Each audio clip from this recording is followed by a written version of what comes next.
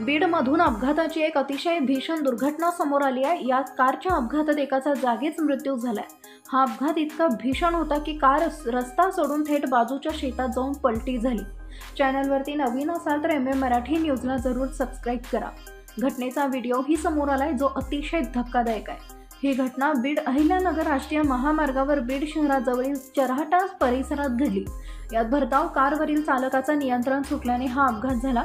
चालकाचं नियंत्रण सुटताच भरधाव कार रस्ता ओलांडून थेट दुसऱ्या बाजूला असलेल्या शेतात पलटी झाली। या अपघातात एक जणांचा जागीच मृत्यू झालाय। ही थरारक घटना CCTVत कैद झाली आहे। समोर कुठलंही वाहन नसल्याने मोठा अनर्थ टळलाय।